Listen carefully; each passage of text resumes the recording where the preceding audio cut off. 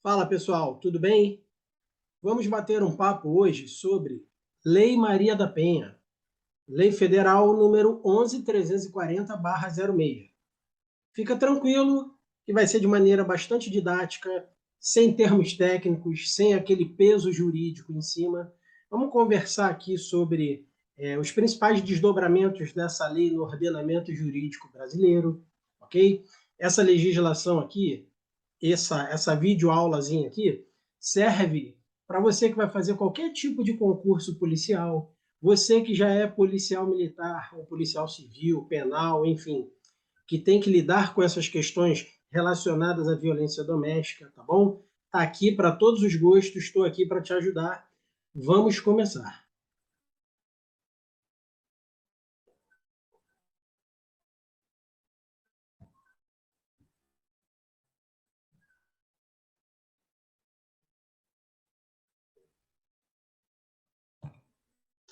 Vamos lá, pessoal. Lei Federal número 11.340/06, Lei Maria da Penha. Eu estou aqui também com o objetivo de tirar alguns mitos da tua mente.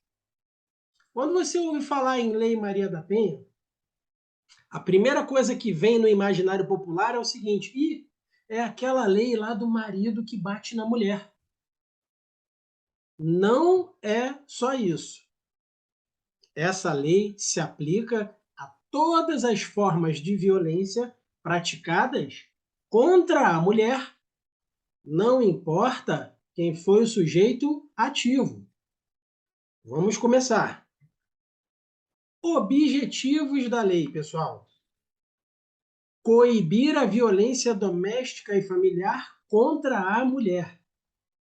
A lei também cria, isso é importante, os juizados de violência doméstica e familiar. Outro objetivo da lei: estabelecer medida de assistência às mulheres em situação de violência doméstica e familiar e criar mecanismos de proteção para essas mulheres.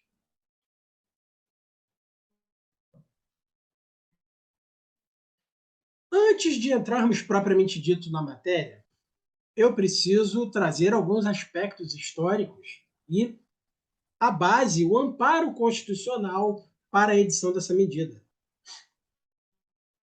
Eu preciso te dizer quem foi Maria da Penha. Maria da Penha, ela é viva, ok? Ela é uma farmacêutica lá, nascida na cidade de Fortaleza. Meados dos anos 70, ela foi realizar um curso de mestrado em uma universidade em São Paulo. Chegando lá, formou um grupo social de amigos, todos estudantes, conheceu ali um cidadão de nacionalidade colombiana, com quem começou a desenvolver um relacionamento e se casou. A partir do momento do casamento, ela concluiu lá o mestrado dela, voltou para Fortaleza, junto com esse agora marido colombiano. E a partir daí a coisa começou a degringolar. Maria da Penha começou a sofrer uma série de humilhações e agressões por parte desse marido. Até que um dia, por volta lá do ano de 1983, Maria da Penha acordou de manhã com o impacto de um disparo de arma de fogo nas suas costas. Disparo esse que causou ali a paraplegia da Maria da Penha. Maria da Penha foi para o hospital, passou alguns meses lá se tratando. Quando ela saiu do hospital, para onde que ela voltou, pessoal? Para o convívio desse mesmo agressor. Não satisfeito, ele tentou novamente. Instituiu ali um dispositivo de eletrochoque ali na torneira do chuveiro. Maria da Penha sofreu uma descarga elétrica. E aí, a partir daí, não houve mais jeito. Graças a Deus, a família teve esse cuidado de afastar ela do agressor. Mas, na época, não se tinha mecanismos legislativos legais de se comprovar essa violência doméstica e familiar contra a mulher. Esse agressor passou pouco tempo na cadeia. Maria da Penha, inconformada, escreveu um livro. Esse livro aí ganhou repercussão internacional. Esse livro foi parar nas mãos de uma pessoa que trabalhava num organismo internacional chamado Organização dos Estados Americanos. E aí, esse alto funcionário da Organização dos Estados Americanos veio ao Brasil e procurou a Maria da Penha. Maria da Penha, você quer denunciar o Brasil perante uma corte internacional por violações dos direitos das mulheres? Ela não tinha mais nada a perder, ela falou, porra, eu quero. Brasil foi denunciado perante corte internacional e o Brasil foi condenado por negligenciar os direitos das mulheres. E aí, por volta do ano de 2002,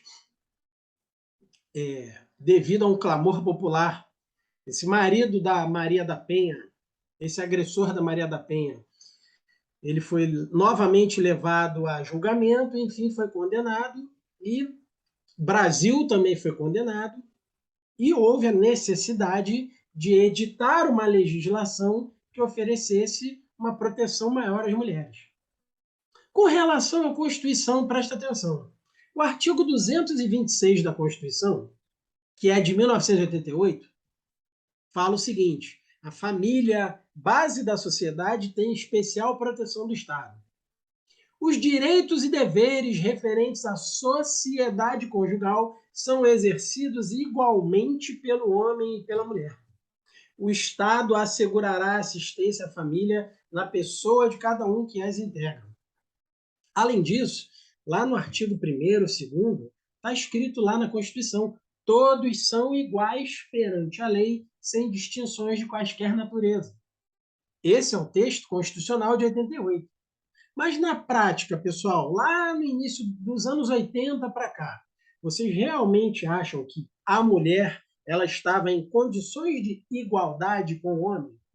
No sentido de ser protegida igualmente pelo Estado, da mesma maneira que o homem também era protegido? Vocês acham que as mulheres tinham os seus direitos garantidos de maneira igualitária, da mesma forma que o homem? No mundo real, isso não acontecia, por isso que houve a necessidade da edição dessa, além da condenação internacional, houve a necessidade de edição dessa lei. Está aqui para você, já te contei quem é Maria da Penha, as bases constitucionais, o que precedeu a promulgação da lei. Vamos seguir. O objetivo de proteção da lei é a mulher. E a pergunta que eu te faço: somente as formas de violência física é que são objeto da Lei Maria da Penha?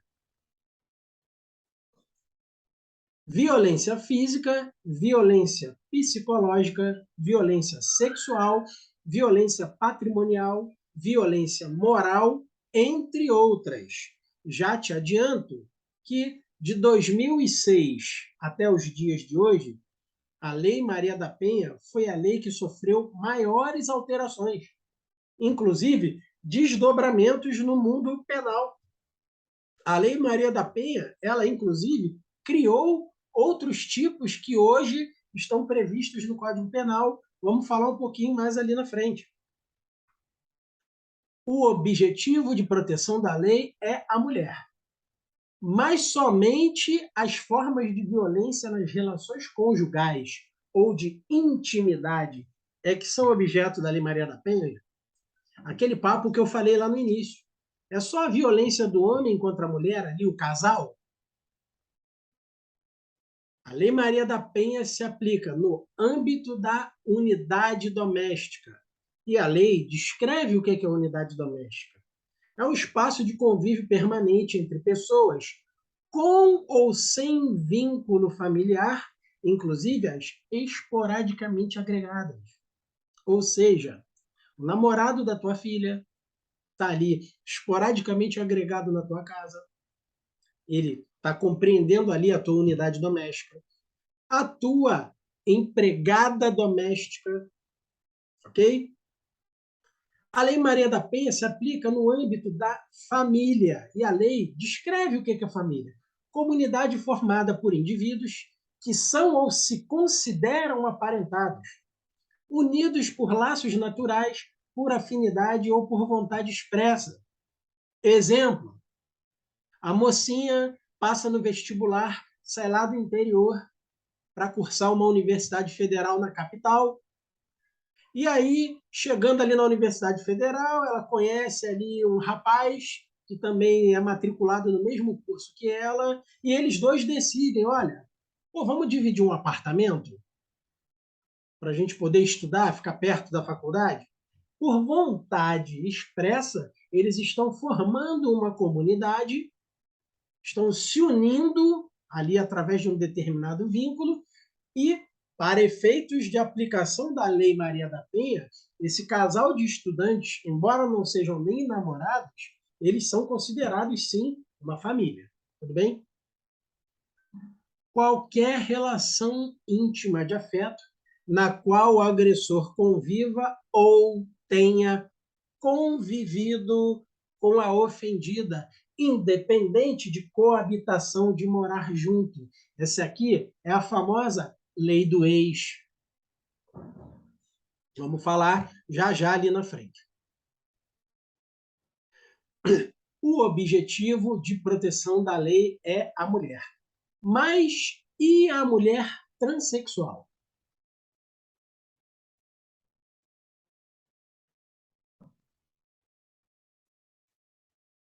Para efeitos de aplicação da Lei Maria da Penha, para a configuração da violência doméstica e familiar, considera-se qualquer ação ou omissão baseada no gênero.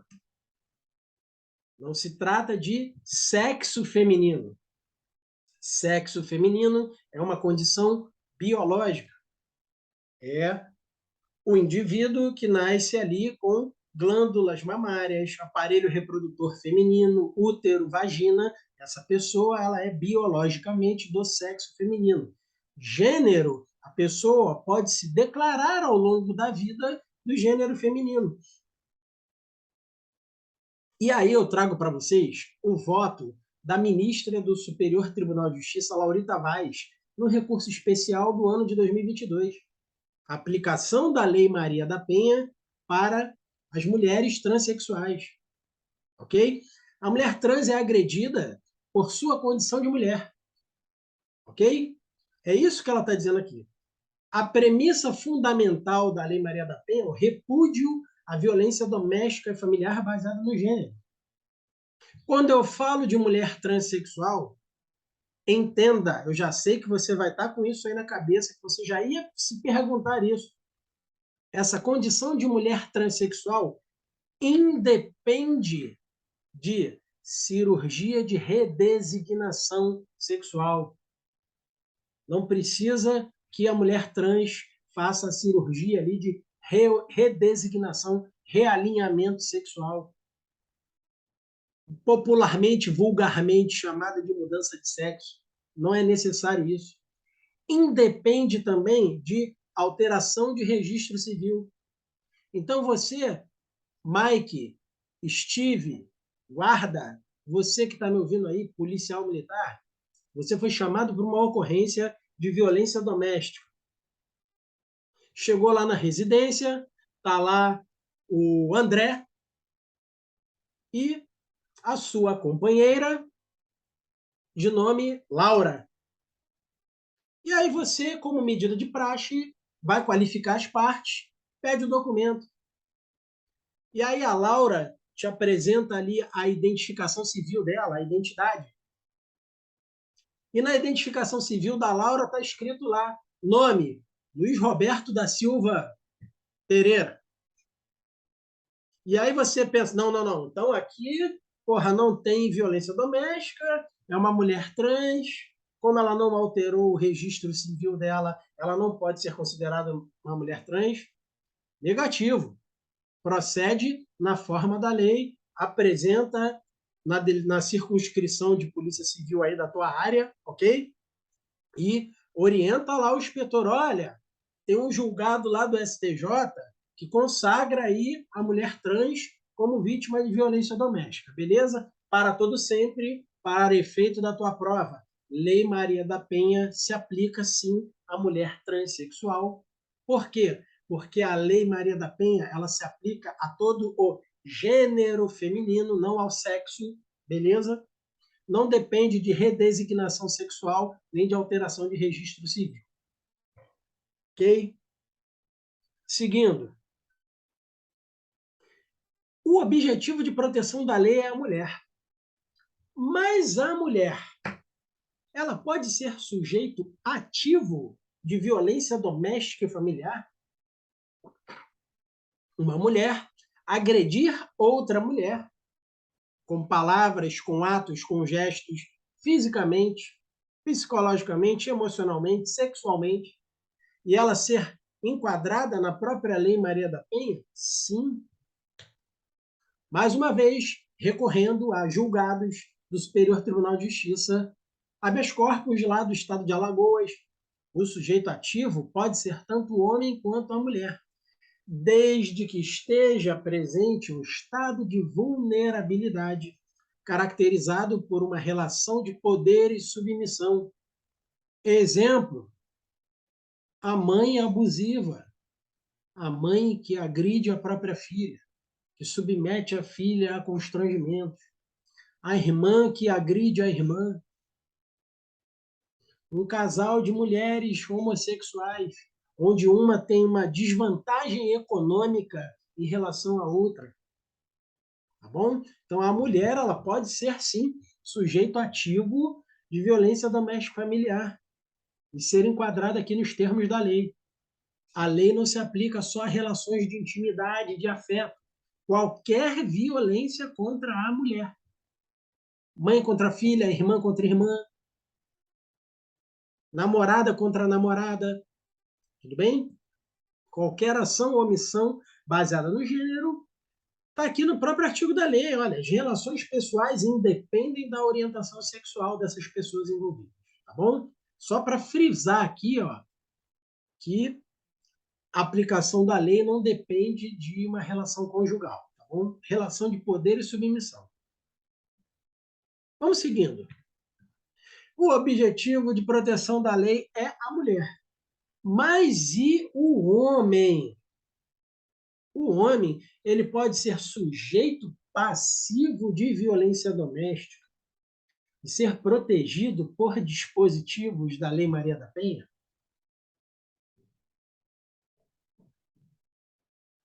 Vamos lá, vamos por partes.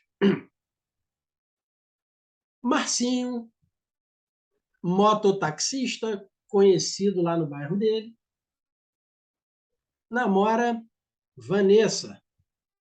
Vanessa, praticante de atividade física, crossfiteira conhecida.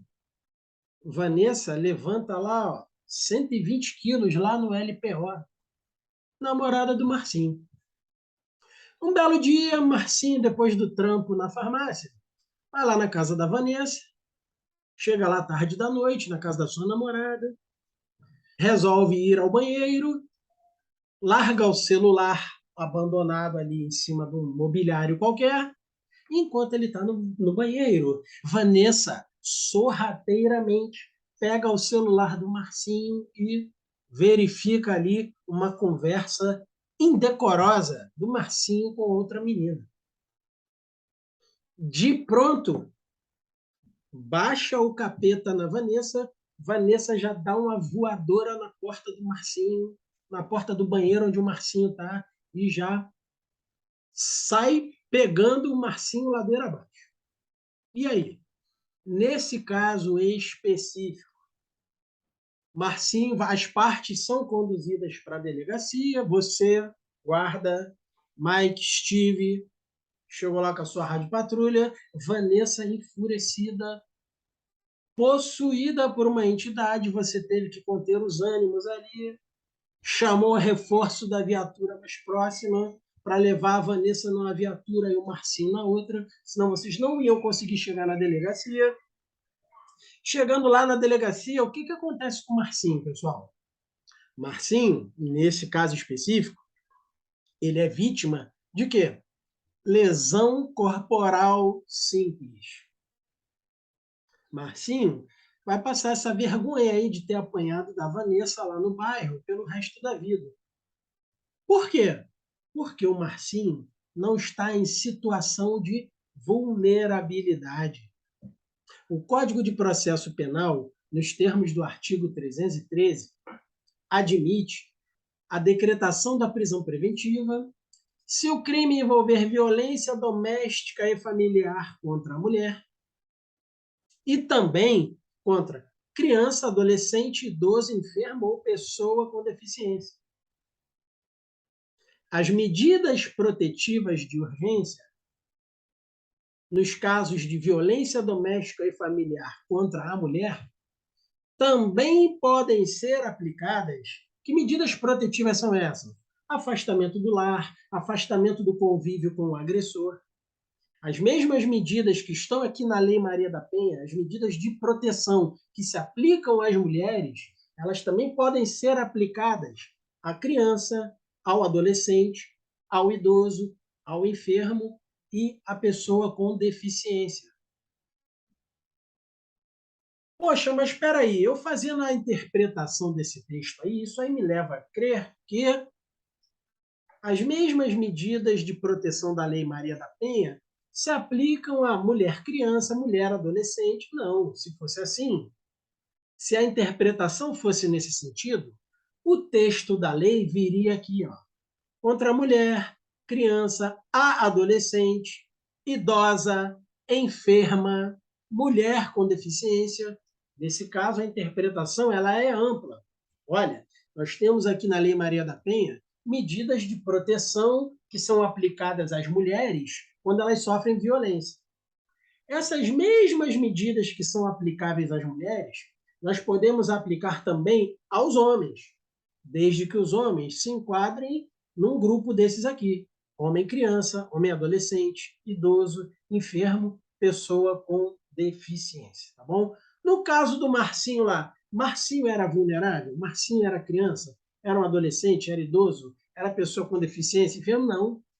Marcinho era o que a legislação chama de um homem médio, um homem comum. Ele não estava em nenhum tipo de situação de vulnerabilidade, de desvantagem em relação à Vanessa. Talvez uma desvantagem física. O moleque lá magrinho, motoboy da farmácia, sofrido. Porra, a Vanessa crossfiteira, bombada, maromba, atropelou o garoto para passar essa vergonha aí, vítima de lesão corporal. Tá bom? Só para você entender essas nuances aí trazidas pela lei. O objetivo de proteção da lei é a mulher, mas e nas relações extraconjugais? Pode ser aplicada a Lei Maria da Penha, pessoal? Vamos voltar lá no Marcinho e na Vanessa. Vanessa crossfiteira pegou lá o celular do Marcinho motoboy e achou lá uma mensagem da Andréia. E aí a Vanessa dá uma pressão no Marcinho, o Marcinho vai lá conversar com a Andréia, chegando lá o Marcinho perde as estribeiras, agride a Andréia, essa moça com a qual ele desenvolvia um relacionamento extraconjugal. E aí, como é que fica? Mais uma vez, jurisprudência do Superior Tribunal de Justiça, ok? O simples fato desse crime, dessa agressão, ter sido perpetrada no âmbito, numa situação de relação extraconjugal, não afasta a aplicação da Lei Maria da Penha. Tudo bem? Ou seja, o camarada tem um amante, ele vai lá, agride a amante. A amante vai ser vítima de violência doméstica familiar e esse camarada vai ser enquadrado aí nos termos da 11.340/06. O objetivo de proteção da lei é a mulher. Mas e o ex? Pode ser aplicada a Lei Maria da Penha? Lei do ex. Artigo 5º da própria Lei Maria da Penha. Em qualquer relação íntima de afeto na qual o agressor conviva ou tenha convivido com a ofendida, independentemente de coabitação, não precisam morar juntos. Vamos supor, isso é muito comum, tá, pessoal? A menina conhece um rapaz, começam a se relacionar, e aí eles têm um filho. A criança nasce, o abobalhado ali não aguenta a pressão da responsabilidade, abandona o lar, abandona essa mulher com a criança pequena. E aí ela vai procurá-lo no sentido de que ele arque ali com as despesas da criança. Olha, é teu filho, você precisa me ajudar, eu preciso de fralda, eu preciso comprar mantimentos para essa criança, eu não fiz essa criança sozinha. E aí surge uma discussão ali em torno de pensão alimentícia e esse ex-convivente dessa menina agride essa moça. Ok? Lei Maria da Penha. O objetivo de proteção da lei é a mulher. Pode a ofendida, a vítima, oferecer retratação? O que é isso, pessoal? Isso é muito comum. A vítima, após comparecer com o agressor na delegacia policial, chega lá na presença do delegado, a mulher de olho roxo, faltando dente, óculos escuros para disfarçar a vergonha. No dia seguinte do registro da ocorrência, no dia seguinte do BO, ela volta lá na delegacia. Doutor delegado, eu queria falar com o senhor. Olha, a culpa foi minha. O José chegou em casa ontem bastante alterado, ele está desempregado, ele está passando por dificuldades aí, não consegue arrumar emprego, e eu acabei me excedendo, falei mais do que devia, a culpa é minha, doutor. Dá para o senhor retirar aí essa queixa? Dá para o senhor retirar aí essa notícia crime? Não dá, não. Ok? Não dá. A natureza da ação penal, nos termos da Lei Maria da Penha, é pública incondicionada. Ok? Não tem papo. Preste atenção, aos crimes praticados com violência doméstica e familiar não se aplica a Lei 9.099, a Lei dos Crimes de Menor Potencial Ofensivo, ou seja, medidas despenalizadoras, como, por exemplo, prestação de serviço comunitário, pagamento de cesta básica. Não tem isso na Lei Maria da Penha, não, tá? Até porque existe um juizado específico agora para violência doméstica e familiar. Tá bom? Pessoal, para o nosso primeiro encontro, tá de bom tamanho, não vou ficar aqui bombardeando vocês. Eu espero que vocês tenham gostado. Por favor, se inscreve no canal, dá um like lá para mim, por favor, vai me ajudar muito, tá? Dúvidas, perguntas, questionamentos, siga lá no meu Instagram pessoal, Paulo Eduardo Cirilo, e siga lá também LE Educação. Forte abraço, até a próxima.